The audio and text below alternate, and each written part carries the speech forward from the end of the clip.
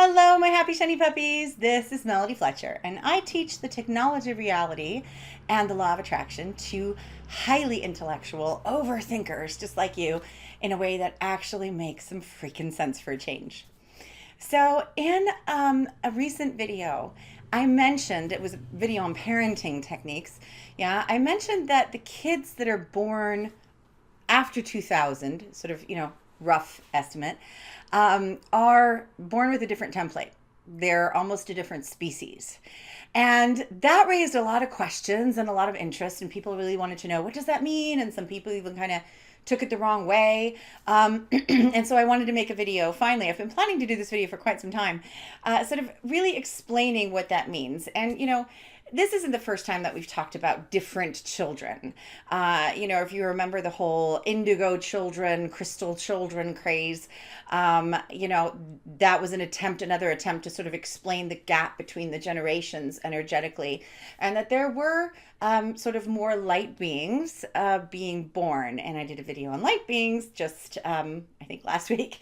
So what are these kids? And we don't even really have a name for them, right? We didn't give them indigo, crystal, or something else. Children, what are they here for? And are they different? And how are they different? And why are they different? And, all of that. So first of all, let me start off by explaining that every generation comes into a higher vibration. Every generation comes into a world, a vibrational soup is born into a vibrational soup that has less resistance in it. Yeah. And then each of us is born into a very specific vibrational soup, in our culture, in our family, in our geographic location, with a gender, with a sexual preference, with, a family background, with all of these things, race, religion, all of that shapes our sort of starting point, just our starting point, but it shapes all of that quite specifically, so that that's where we start from. And then we absolutely can change and shift that anytime we want. And that is true for all of us. But as we go through time, as we move forward and I'm putting air quotes on this for a reason, as we move forward in time, because time doesn't really exist, what we're really just doing is moving up in vibration. Yeah? So as the vibration becomes less dense, as there's less and less resistance, we are moving forward in time. And when we move back in time, when we go to the past, what we're really just doing is looking at a denser vibration with more resistance. Now, each individual person can still choose to react the way that they want to, no matter what vibrational soup they're born into. So this is not a limitation, it's a starting point. But there are certain things that we can observe in every generation as we sort of go up, as people come into a lighter vibration, that maybe they have in common. And not, by saying all millennials have this in common, but it's sort of, who is alive today and what were they born into and what is normal to them and what is not normal to them. So, when my grandmother was a child, and she was told to shut up and sit down and behave, she did it. The idea of rebelling against that wasn't even an option that was on the table. Like, it just wasn't something that she would have seriously considered doing. It wasn't even that she seriously considered it and thought, oh, but the consequences will be too much. It just wasn't even an option, and so you might liken this to something in your life where you've had quite a bit of resistance to something, and somebody's made a suggestion that maybe later on became the solution, but the first time you heard it, you maybe have dismissed it completely, but no, that's not an option. That's just not an option. Maybe you could just talk to your mother about, your problems with her. No, can't do that. And then after releasing some resistance, oh, well, yeah, actually, I think I could sit down and just talk to her, and so that option wasn't available to my grandmother and her generation for the most part. Yeah. And then when my mother was a child, when she was told to shut up and sit down and conform, not so easy. There was a bit of fight there, and it didn't go well for her, as it didn't go well for anybody. But she was sort of challenging that powerlessness a bit more, you know? And then when I was a child and I was told to shut up and sit down and conform, I rebelled even more than my mother did. And not because we were so rebellious, not because we were doing it, you know, just to be little dicks or something. It was because it was wrong. The whole idea of being told by adults that you don't matter, that your opinion doesn't matter, and especially when you're doing things that you would consider to be unethical or immoral or, you know, just wrong for all of humanity, and they're saying, nah, it doesn't matter, and you're saying, yes, it does. Like, you can't keep your mouth shut. That's no longer an option. Rebelling is much less of an option, much more of an option than it has ever been. It becomes more accessible, it becomes easier, it becomes more possible, and in fact, it becomes inevitable because the idea of not saying something suddenly isn't an option. Yeah? So every generation has it within them to, you know, to rebel a little bit more. It becomes more and more ridiculous not to do something about it. And so that's how you kind of got to see these kids who were born after 2000. They are born with, you know, you can consider it a different template. So that doesn't mean that they don't have any resistance. It doesn't mean that they don't have any fears. It doesn't mean that there's no suffering. You know, they haven't completely surpassed that. But it means that they are not going to sit idly by while somebody tells them that they don't matter, their generation doesn't matter, they should just shut up and sit down and conform. Not only are they going to rebel against that, they're not even going to consider it. And we have to work very, very, very hard to try to get them to do it. And this is why you've seen such a spate of medicating children in the last few decades, because we're trying to take these kids who are ever, you know, awakening more and more and more and coming in more and more awake and trying to shove them back in the box instead of recognizing that maybe they're right and maybe we're wrong, you know? And so these kids are more adamant. They're more rebellious against something that they consider to be unjust or just wrong. And they have different priorities for the most part. And again, I'm painting with a large brush here, and understand that you still have to look at every individual as a unique individual who gets to make their own choices. Yeah. And the vibrational soup that you're born into really does matter. So somebody who's born into a really racist family may still take on a lot of that stuff, but will be more likely to break out of it than perhaps their parents or grandparents were. That doesn't mean that they're definitely going to make the choice to go, this is wrong. Yeah, it's just that means that they feel that pressure more than their parents or grandparents did. So every individual still has to be seen as a unique individual. But painting with a large brush here, you know, and this is going to be more true for every generation coming in. They are much more, they have different priorities. They're going to seem in some ways more selfish. And that's because they are not going to be as easy to program into doing things because other people would like them to, or because other people might look down upon them if they don't do it. That kind of stuff just does not make sense to these kids. And you have to work very, very hard to get them to accept it. Or you could just maybe work a little bit on accepting it yourself if you are a parent or someone who comes across kids, which is someone who's bugged by kids today, you know, to be able to accept the idea that, you know, maybe some of these beliefs are ridiculous. And maybe the kids are right.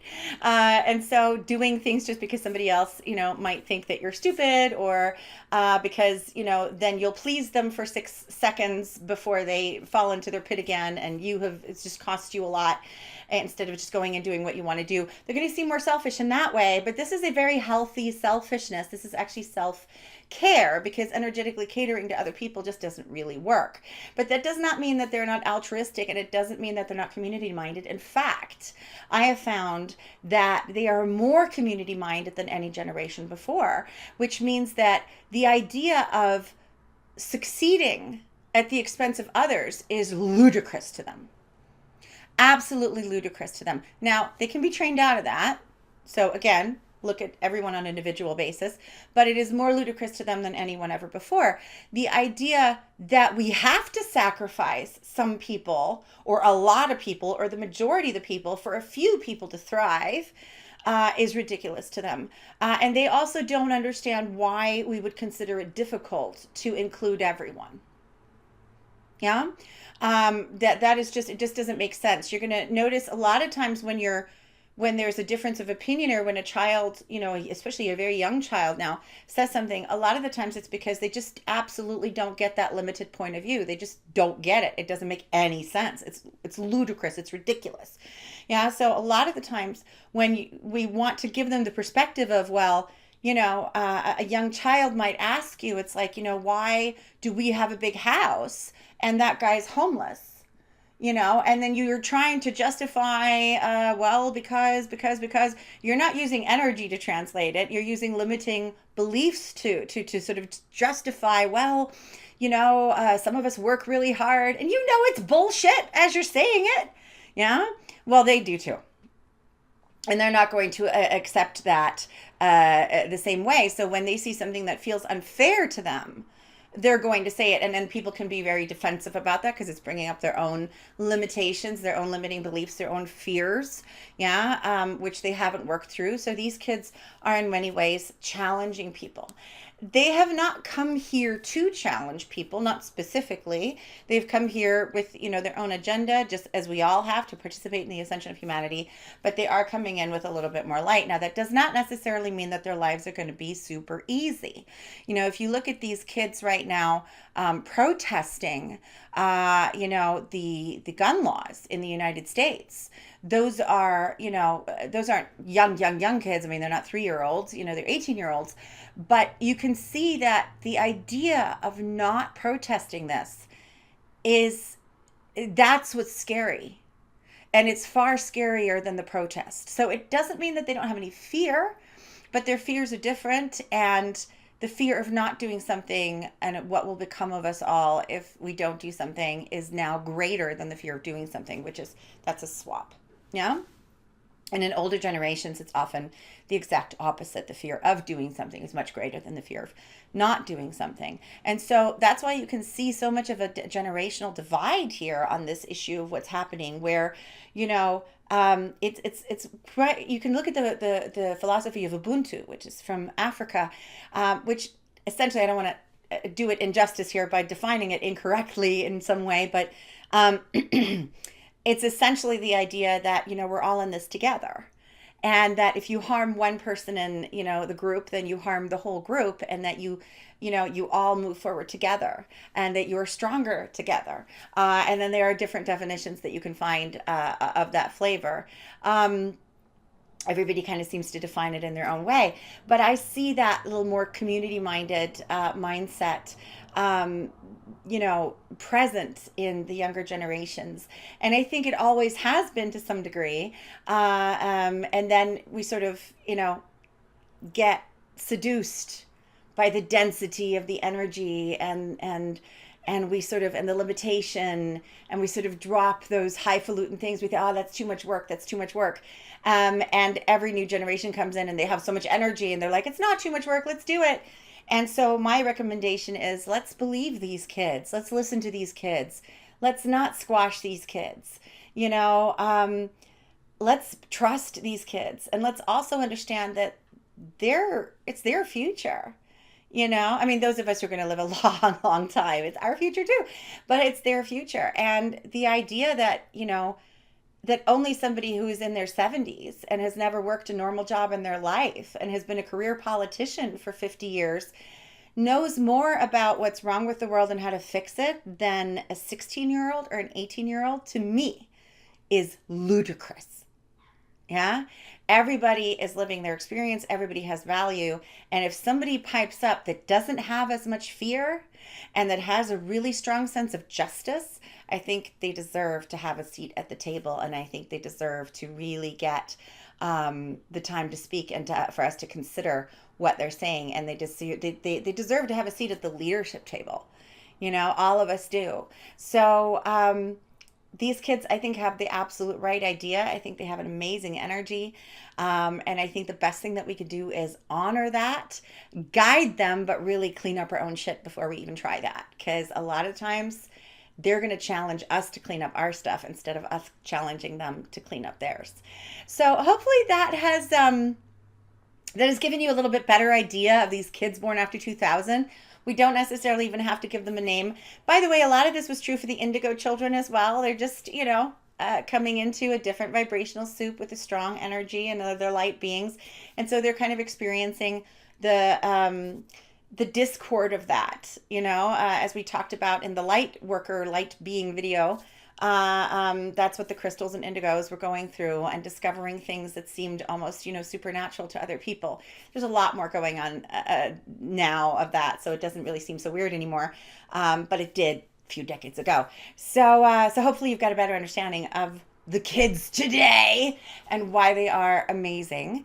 And so let me know in the comments what you think and your experience of really young children, and how you may have seen them, be different. Parents, grandparents out there, you may be noticing these differences. And also let me know in the comments if there's something that you would like me to write about, a question, an existential question. You're noticing that we're going further down the rabbit hole these days? Yeah, so those kinds of questions are going to be really interesting to me. And there are, of course, over 600 blog posts and videos now on the blog, melodyfletcher.com. Go check it out, where I've covered just about every topic, and that's where we're going down the rabbit hole further now, because we've covered everything else pretty much. So come down the rabbit hole with me and ask whatever questions you like, and I might make a video about it. Until next week, I want to send you smooshy, smushy, happy, shiny puppy hugs. And also, I want to thank you for bringing your light to the world. Bye.